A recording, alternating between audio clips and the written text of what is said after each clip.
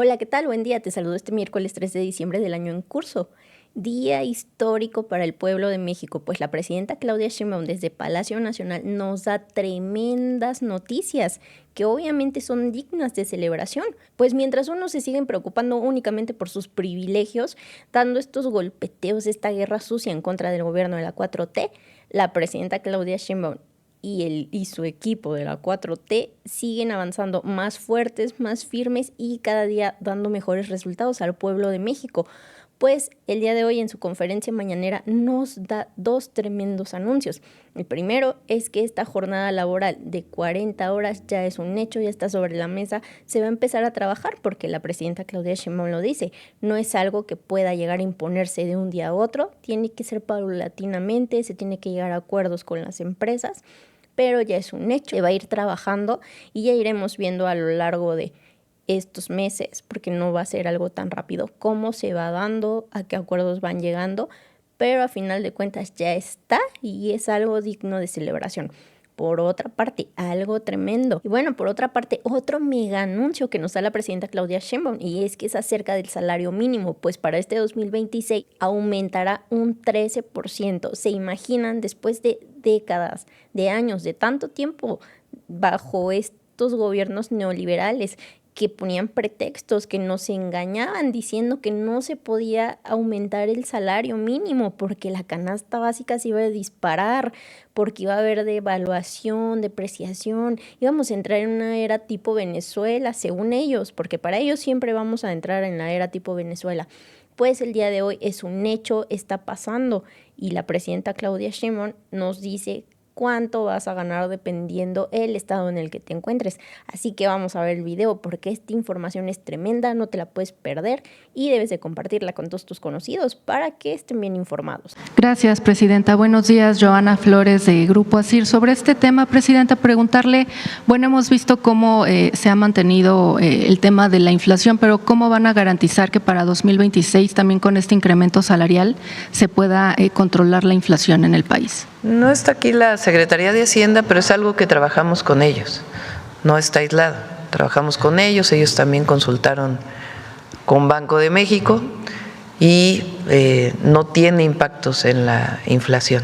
Es decir, lo que representa, ahora lo puede explicar Marat con más detalle, pero lo que representa la parte laboral en el costo de producción no implicaría incrementos ni en los productos y por lo tanto tampoco en la inflación. No sé si quieres comentar algo más. Sí, con su permiso, presidenta. Tal cual comentar que en los últimos años con los incrementos que se han hecho al salario, esto se hace en el seno de la Comisión Nacional de Salarios Mínimos. El día de hoy además nos acompaña aquí su presidente Luis Munguía, a quien además puedo y debo más bien extenderle un reconocimiento de igual manera por su profesionalismo, por el trabajo que ha desempeñado al frente de esta comisión, y ahí decirles que es un espacio de deliberación, de discusión, de un nivel técnico muy alto, en donde hay también contribuciones muy importantes por parte de los trabajadores y por otra parte también de los empleadores, y en las discusiones dentro de lo que también se analiza pues es evidentemente las proyecciones que vienen y derivan de los cálculos tanto del Banco de México como incluso hasta de la propia comisión, y en eso pues se hacen los planteamientos y en seguimiento a esos planteamientos es que se hacen las propuestas. Nunca se hace una propuesta que esté por encima o fuera de los cálculos que se tengan establecidos, y pues para muestra basta un botón. A la fecha ha habido un incremento, como ya mencionamos, de cerca del 145%, y eso no ha significado un incremento en inflación. Esto deriva además que estos acuerdos de los incrementos salariales son resultado nuevamente de un consenso que se hace en el seno de esta comisión, y por eso es que tenemos con ello también la certidumbre de que no habrá un impacto en ello, además de la suma a la estrategia del PASIC, que es justamente lo que nos permite con ello dar seguimiento a que los precios pues den, digamos, un comportamiento regular sin ningún tipo de sobresalto.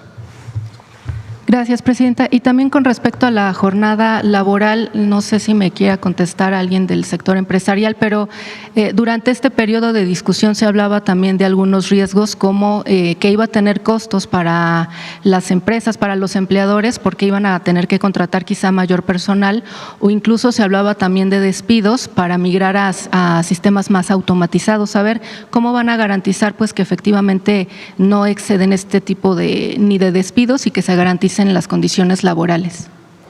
El trabajo que se hizo al interior de la comisión, en particular de salarios mínimos, y además el trabajo para la jornada de 40 horas, llegó a este resultado de hacerlo de manera gradual. El 2026 las empresas harán pues las adecuaciones necesarias para garantizar que en el 2027 sea la jornada de 46 horas y así sucesivamente, reduciendo 2 horas hasta llegar al 2030, que ya sería de 40 horas. Se ha demostrado en el mundo entero. Recientemente leía una nota de uno de los países nórdicos que incluso redujeron a 36 horas porque ha representado mayor productividad para las empresas. Incluso en el caso de servicios, hotelería y otras áreas, por eso se tomó la decisión de que fuera de manera gradual. Entonces no implica ni mayores costos para el sector empresarial, sino en algunos de ellos incluso mayor productividad. Y es un acuerdo de consenso. Esto hay que tomarlo en cuenta, porque cuando se habla de polarización del país o de otros temas, fíjense, todos los acuerdos en el mundo del trabajo se han tomado por consenso en la Cuarta Transformación, todos. Y ha habido cambios muy profundos. El aumento del salario mínimo. A ver, pon otra vez la gráfica. Durante años se dijo que no podía subir el salario mínimo, que eso iba a provocar inflación, que ya no iba a haber inversión en el país extranjera, y estamos en récord de inversión extranjera directa, no ha habido inflación y el salario mínimo está aumentando del 2018 a la fecha en 154%. Recuerden que el salario mínimo en el 2018 estaba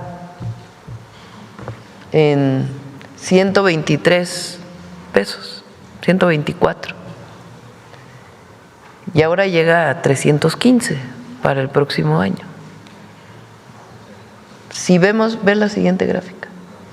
El nivel más alto del salario mínimo en nuestro país fue en el 76, en 1976. Correspondería, esto está en pesos constantes evidentemente, ¿no? Porque han pasado muchos años, hasta 3 ceros le han quitado al peso. Está en pesos constantes, es como si los pesos de 1976 equivaldrían a los pesos del 2025 o 26. Entonces, incluso todavía estamos por debajo del salario mínimo que tenían las y los trabajadores en 1976. Y el objetivo es, en acuerdo, poder llegar a un nivel similar.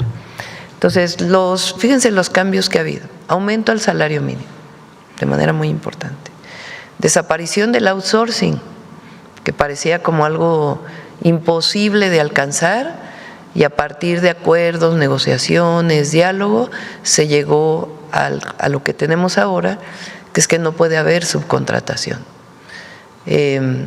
Tercero, todo lo que tiene que ver con la justicia en el mundo laboral, que cambió radicalmente. Las pensiones también aumentaron. ¿Qué más? Reparto de utilidades, lo que ha implicado. Y ahora la semana de 40 horas.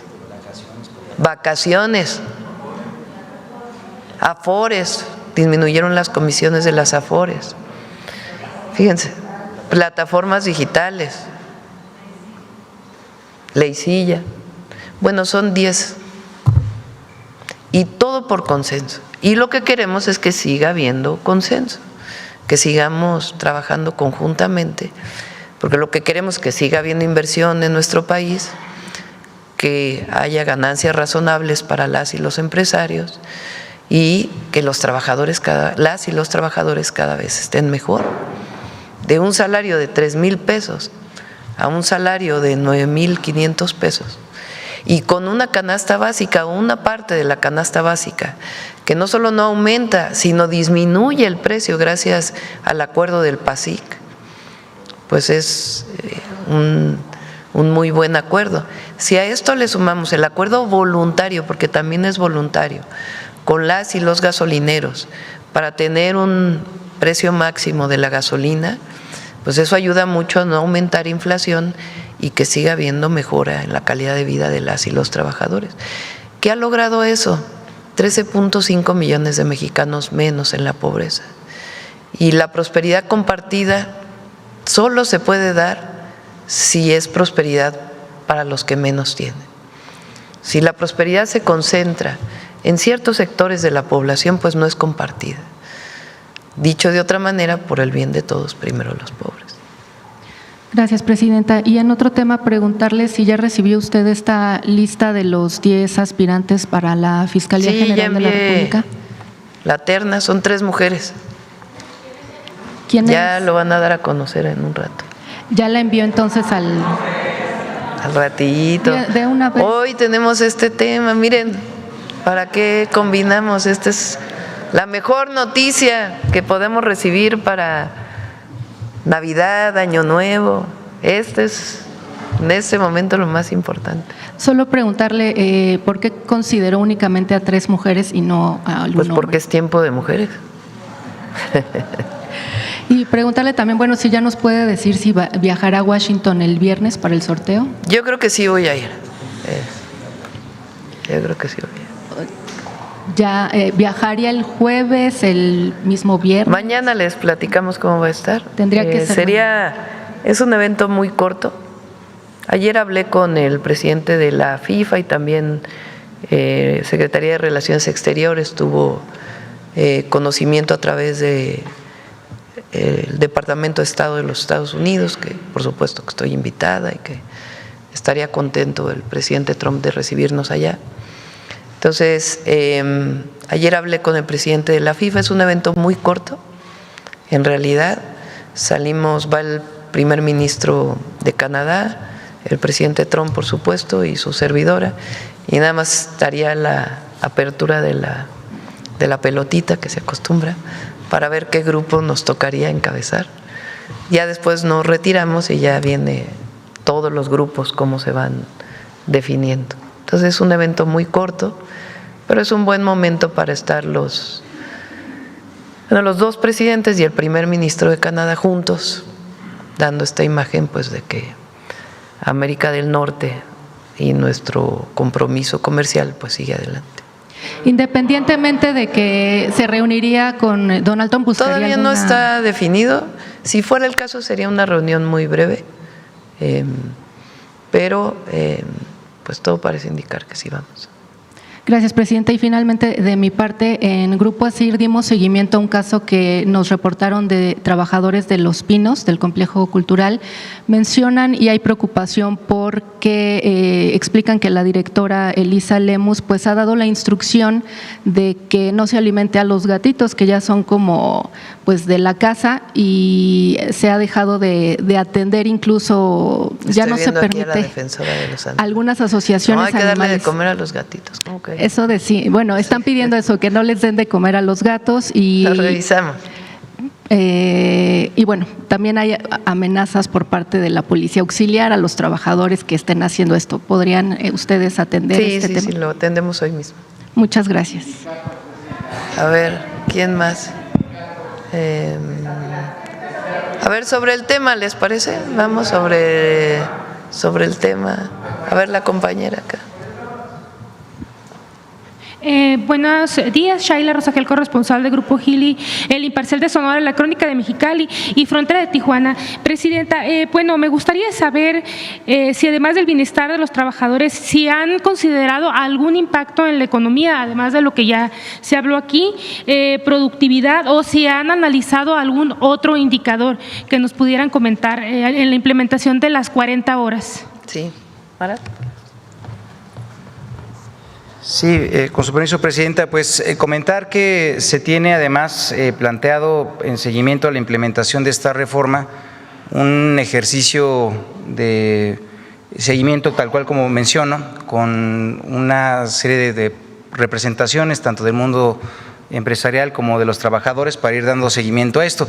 Pero decirles que en realidad llegamos a este consenso, a este acuerdo, justamente viendo cuáles son todos los posibles efectos que se pudieran tener.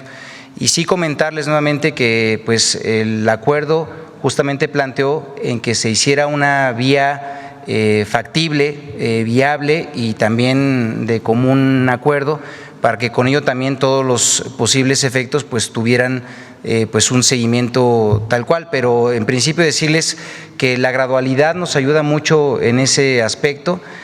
También algunas de las características que tiene la propia reforma permite que con ello vaya dándose un modelamiento progresivo y que también con cierta flexibilidad permita también el que haya un pues mayor digamos una mayor adaptación de este nuevo modelo de tiempo en el trabajo. Entonces no se tiene identificado, digo, independientemente de que con el tiempo pues claro van a abrirse más espacios de trabajo y que esto pues va a implicar también el que haya mayor oferta de empleo, pues también lo que podemos decir es que como México no es el único país que ha avanzado en la implementación de una jornada de 40 horas y además muchos países ya lo han hecho también de manera gradual, podemos decir que también han podido ya ser constatados los beneficios de esa implementación gradual sin mayor impacto. Entonces estamos muy ciertos que con la medida que se ha implementado,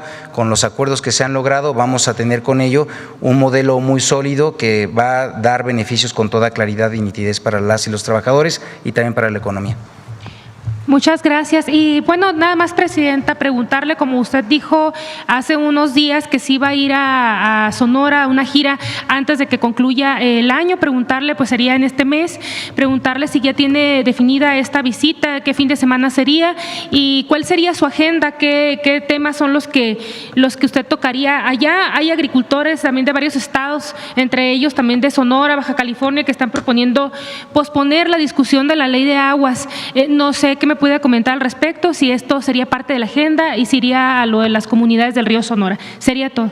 Sí, sobre la ley de aguas, incluso salen hoy varios desplegados y de varias organizaciones diciendo que están de acuerdo con la ley de aguas.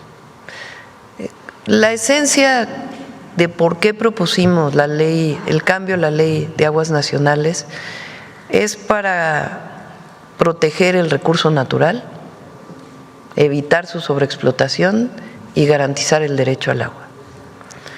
Y dejar de ver el agua como una mercancía y verla como un recurso y como un derecho. Y para ello se limita, como lo planteamos desde el principio, que es la esencia del cambio en la ley de aguas nacionales, el que se pueda mercantilizar la transmisión de derechos. Siempre debe participar la Comisión Nacional del Agua de una manera expedita y totalmente transparente. Entonces, eso se mantiene. Hubo algunos cambios en los que estamos de acuerdo, que se dieron durante todo este periodo de diálogo, particularmente en la Cámara de Diputados, que tiene que ver con el agua para riego principalmente, en donde muchos ejidatarios planteaban que si cedían los derechos a un familiar, por ejemplo, ¿qué iba a pasar con el pozo que tenían ahí? Entonces se hace de manera expedita la transmisión de esos derechos. O en el caso de quienes son agricultores y ganaderos, que no quedaba claro que si el agua se utilizaba para la agricultura y después para la ganadería, si se tenía que cambiar de permiso, y ahí se planteó que no, que son derechos para la producción agropecuaria. En fin, temas de este tipo que se fueron clarificando en todas las mesas de diálogo y que pues esta preocupación que tenían mucho por noticias que se dieron que no eran ciertas, pero que garantizan que quede más claro en la ley. Se trabajó desde las organizaciones campesinas, con productores, pequeños productores, hasta con el Consejo Nacional Agropecuario.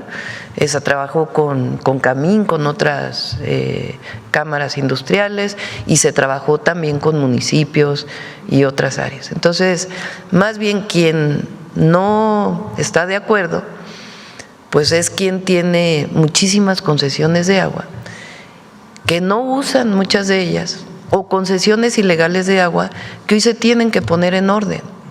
Pero es algo indispensable en el país. Yo les he platicado aquí que cuando llegamos al gobierno había 3 bases de datos de agua, de concesiones de agua, 3 distintas, algunas contradictorias entre sí, alguien que tenía una concesión en una base de datos y otra que tenía una concesión en otra y otra que tenía una concesión en otra, con distintos volúmenes de agua concesionados. Permisos que ya estaban vencidos y que no se habían renovado. En fin, mucho desorden. Nosotros les planteé incluso que cuando en el periodo de transición con el presidente López Obrador y que platicamos de este tema, le dije, oiga, yo voy a llegar a poner orden en las concesiones, porque no puede ser que haya municipios que no tengan agua y distritos de riego que tengan agua de más, y entonces que los distritos de riego le vendan agua al municipio cuando ellos no pagan el agua. Pues eso no puede ser. Entonces me dijo, sí, a nosotros no nos dio tiempo y hay que seguir avanzando. Lo digo como una anécdota, pues, y estamos poniendo orden, se tiene que poner orden para evitar la corrupción y también, pues, para garantizar que todos tengamos agua, o que en aquellos lugares donde hay escasez de agua se privilegie el consumo humano del agua. Entonces, eso es lo que estamos haciendo. Y evitar, pues, esta transmisión de derechos que ha generado mucha corrupción y acaparamiento de agua y que no está en regla. Hoy ya tenemos una sola base de datos, eso nos da mucha transparencia, y todo lo que va a tener que ver con los permisos de agua, pues va a ser un modelo completamente transparente. Y la mayoría están de acuerdo en eso. ¿Quién no está de acuerdo? Pues quien todavía tiene algunos privilegios. Ya lo platicamos, después todavía no tenemos la certeza de cuándo vamos a ir. Sí. Nos quedan 2 fines de semana realmente de visita. Sí, a ver, vamos. A ver el compañero allá atrás. Ahora vamos a acabar más temprano para poder firmar y tomar la foto. Dijo, ¿presidenta? Ya fueron muchas notas hoy, ya. ¿Presidenta? Demasiadas. Ajá. No me paro por la cámara, presidenta, pero sobre este acuerdo de las 40 horas, preguntarle sobre lo que significó o cómo se dieron estas mesas de diálogo, porque de pronto no nos enteramos en las noticias o en la propia difusión cómo se dio este acuerdo para que fuera hasta el 2027, el arranque, entiendo, con la tabla, pues la reducción de 2 horas en la jornada laboral. ¿Cómo se concreta ese acuerdo, presidenta? Primero, el 1 de mayo que planteamos la propuesta, era una propuesta similar, solo que empezaba en el 2026, ¿no? Pero era gradual. O sea, la propuesta inicial que nosotros hicimos el 1 de mayo del 2025 era gradual hasta llegar a las 40 horas en el 2030. Lo que estuvo a discusión es cómo era esa gradualidad. Y repito, para llegar a un consenso, a un acuerdo, pues se planteó 27, 28, 29 y 30, 2027 hasta el 2030. Pero Marat nos puede platicar más cómo se dieron las mesas de trabajo. Sí, como ya mencionábamos, esto derivó de un amplio ejercicio de diálogo. Se hicieron mesas regionales para con ello aglutinar estados que tienen más o menos la misma vocación económica. Se tuvo también en algunos casos mesas estatales, mesas sectoriales, mesas con los trabajadores, mesas con los empresarios, mesas con las cámaras empresariales, mesas con los organismos de las y los trabajadores, también encuentros con la academia, en fin, se hizo una revisión, un planteamiento integral. También, como les reitero, en esto pues ya mucha experiencia ha corrido en diversos países en el mundo, y por la otra el cumplimiento de un convenio que es el 116 de la OIT, en donde también deja de manifiesto cuáles son algunas de las recomendaciones que se dan para la implementación progresiva. Y en ese sentido, pues una de esas recomendaciones que fue cumplida a cabalidad fue el que se realizaran estos ejercicios de diálogo. Ahí hubo, por supuesto, planteamientos que de una y otra parte pues fueron considerados, otros que pues también para poder construir el acuerdo pues tuvieron que darse prioridad a unos más, pero en principio el marco general, como les digo, es lo que ya nos había planteado nuestra presidenta, y es que lo pudiéramos lograr de manera gradual. Se da, me parece, el tiempo suficiente y necesario para que todo el mundo vaya empezando a hacer las adecuaciones correspondientes. Decirles que incluso nos da muchísimo gusto que hay empresas que ya han empezado en este proceso, adelantándose incluso a la gradualidad que fue anunciada, y pues esto habla también del compromiso que han ya dejado de manifiesto, no solamente pues en los sectores empresariales, sino también, como les digo, por parte de los trabajadores, que en muchas ocasiones pues son también quienes conocen de primera mano, por supuesto, los procesos productivos, y tienen mucho que contribuir en cómo ir compactando ciertos tiempos, y esto permite con ello pues que demos pie a una reducción gradual en los tiempos que se están estableciendo. Y al final el compromiso también decíamos pues es para que al final del gobierno de nuestra presidenta pues ya quede con en toda su magnitud esta reducción, y con ello materializar lo que fueron las aspiraciones de millones de trabajadores durante décadas, y ahora pues justamente en un tramo muy compacto de tiempo logremos aún con esta gradualidad pues cumplir con esta meta. Para el secretario, presidenta, si me lo permite también, no me presenté, Máximo Allende, para su objetivo. Preguntarle, secretario, en el caso de ¿cuál fue el rol de los sindicatos? ¿Cuál fue la participación de los sindicatos en estas mesas de trabajo?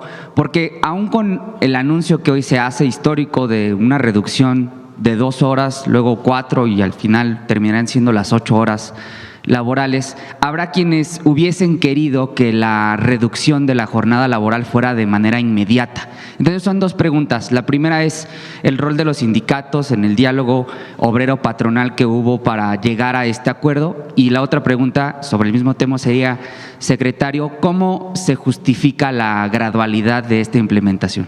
Bueno, nuevamente, presidenta, decirles nuevamente que pues hubo una contribución muy importante con los sindicatos. Estuvimos viéndonos mucho, estuvimos dialogando muchísimo, hubo planteamientos también que ya tenían incluso con muchísima solidez, ya trabajos muy claros sobre cómo lograr este aspecto, el de la implementación de la jornada. Fue una participación muy activa, reitero, no solamente, además, tenemos que decir que participaron las representaciones sindicales, sino también hubo representaciones de trabajadores no sindicalizados, hubo también recepción de colectivos, se escuchó también esas voces. Entonces, pues fue, digamos, una visión en ese sentido amplia. Y reitero nuevamente, hay experiencias sobre cómo lograr esta implementación, por eso la gradualidad. Si preguntan cómo llegamos a ella, pues bueno, primero a través del diálogo, que es lo que ya mencionamos, fueron propuestas que se fueron acercando hasta que lográramos cuál iba a ser esa ruta de implementación. Por la otra, pues toda la jurisprudencia internacional que ya existe al respecto, particularmente de la OIT, y también por la otra la experiencia que en otros países pues han mostrado ya pues buenas prácticas que fueron también recogidas, algunas de ellas, y que fueron condensadas en esta propuesta. Entonces, decirles, pues fueron muchas las contribuciones que se hicieron, también por supuesto del sector empresarial. Esto permitió también que con ello pues hubiera un avance de consenso, y pues nos da mucho gusto porque estamos cumpliendo nuevamente con el objetivo que se estableció de arranque de gobierno. Gracias, presidenta.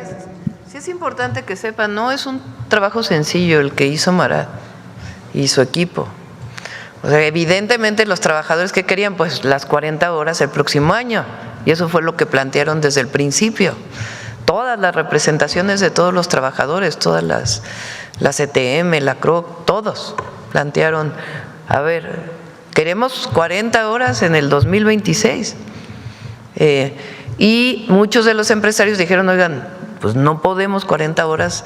Incluso algunas cámaras dijeron, a ver, 40 horas va a ser imposible.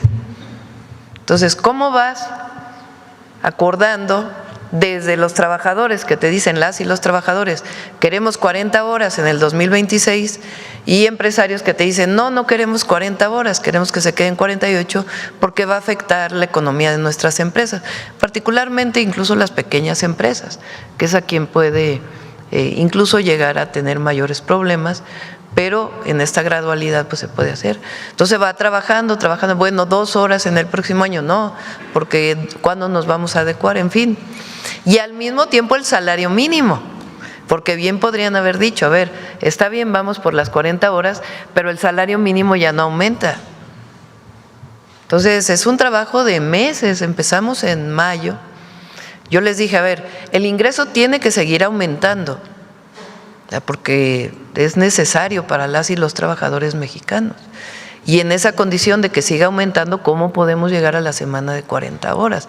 Que también es una demanda de los trabajadores. Y se llegó a este consenso que es muy adecuado. A lo mejor no es lo ideal para los trabajadores ni lo ideal para los empresarios, pero lo importante es que todo el mundo puso de su parte y podemos llegar a un consenso. Y esto la verdad es muy valioso en nuestro país en estos momentos, en cualquier momento, pero particular ahora, pues yo lo valoro mucho. Sobre el primer anuncio, Presidenta, del aumento al salario mínimo, ¿cómo blindar este aumento que pase de 8,000 a 9,000 pesos el salario mínimo ante la inflación? Ya lo explicó Marat y se ha trabajado, no son ocurrencias. Yo planteé como una meta, y esa meta la trabajé en su momento con expertos y participaron empresarios y trabajadores y expertos economistas, que lo ideal para el trabajador mexicano es que el salario llegue a garantizar 2.5 canastas básicas. Entonces planteé en uno de los 100 puntos que haya un aumento gradual hasta alcanzar 2.5 canastas básicas. En el 2026 van a ser 1.8, ¿no? Con el 13% de aumento, y queremos que siga aumentando. Obviamente, en acuerdo con los empresarios y trabajadores. Ahora, este aumento del 13% vive una modelación en la Secretaría de Hacienda. O sea, Marat consulta con el secretario de Hacienda y hay modelos económicos que te dicen qué pasaría con la inflación y el crecimiento económico, etcétera, etcétera, con un aumento al salario de esto. Y ahí se planteó que no impacta en la inflación. Entonces, no son decisiones de ocurrencias de un día a otro, sino son decisiones trabajadas.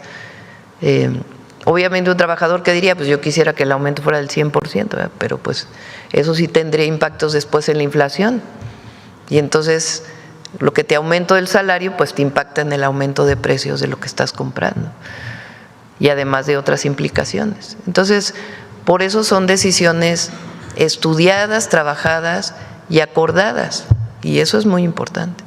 Sí, le preguntaba esto justo porque es uno de los argumentos más recurrentes en medios de comunicación y en espacios de deliberación sobre estos aumentos, que es que aumenta el salario mínimo, pero también aumenta la canasta básica, aumentan los precios del jitomate, de la cebolla, etcétera. Entonces aumentan el salario, pero también aumentan los precios, dicen en algunos medios de comunicación particularmente. Además tenemos lo que llamamos el PASIC, que es el paquete económico que se firma con una canasta básica que fue definida y que recientemente firmamos. Fíjense, firmamos del 2024 al 2025 la canasta básica acordada con comercializadores y productores bajó de 945, creo que era, a 910. Ahora volvimos a firmar y se quedó en 910 pesos la canasta básica.